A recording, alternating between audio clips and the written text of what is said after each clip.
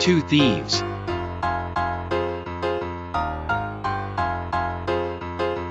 At one point in a neighboring village were two thieves named Komuru and Ethan. The ballet robbers are both. Both of them usually try to disappoint one another when the time comes. One day a thief named Komuru was going to say, if he's going home he could roll something. One day, he heard the news that a traitor was dead. It's a great deal of merchant. So, a united crowd existed. He went and sat on one side and was surprised to see how many stood a short distance away in the crowd. Komuru, realizing that so many of us had come here to steal, started to look carefully at how he would deceive and steal the people of this house. On a big bed in a dark chamber within the home was the traitor's body. There was only one splashing light inside the room. The cot on which the traitor was resting was a huge wooden box unheard of. Now Ethan stood in the throng, carefully moved to the bedside and tossed a guy on the dealer. Then once he looked around to check whether someone stared at him. He sneaked into the wooden cabinet beneath the bed when he found out that no one was watching.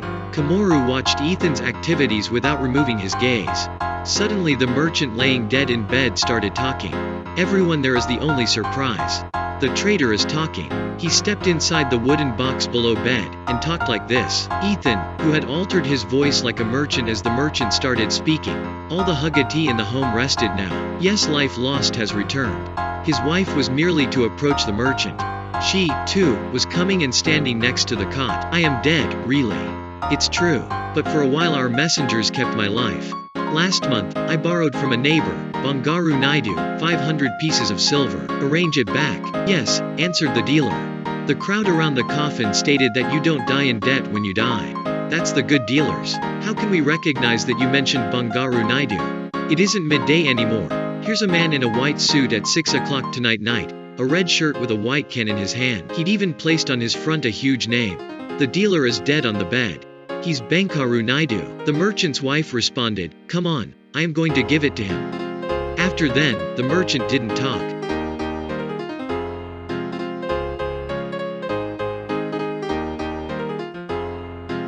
Komuru was standing a short distance away observing Ethan's playing in the wooden box beneath the cot, and was impressed by the talent of Ethan.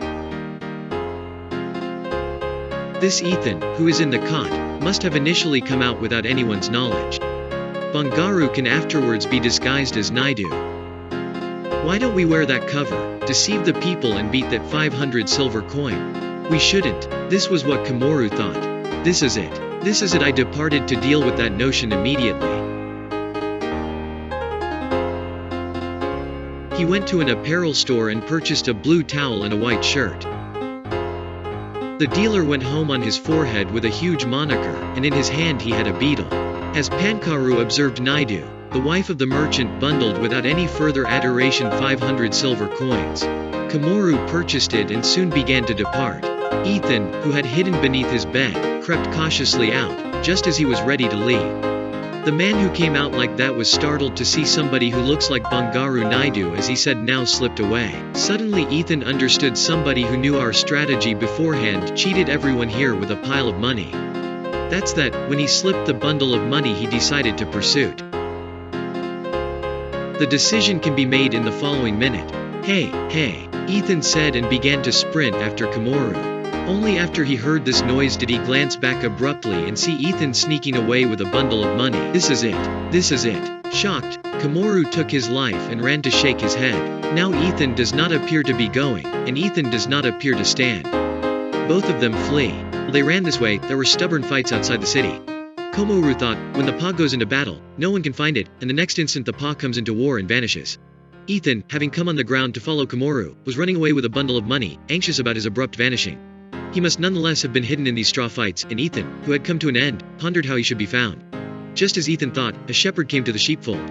Ethan begged him, can you just put me in the rope around the neck of a goat by night in 5 bells? Ethan hooked the shepherd's ropes to the rope and attached it around his throat. Then he began to roll like a cow with every straw fight on the field. The bells chimed time to time as he began to rub. As the struggle continued like this and Ethan rubbed, the stubborn war that Komuru had hidden came. Komuru, who assumed that the straw he hidden inside would be a cow going into war and rubbing, said, say, I don't know why he's coming and rubbing this kind of cow. Saturn clad, this is everything. Man who came with the money bundle, understanding that he was in the fight, said, look up. With no other alternative, Komuru knew the hiding location.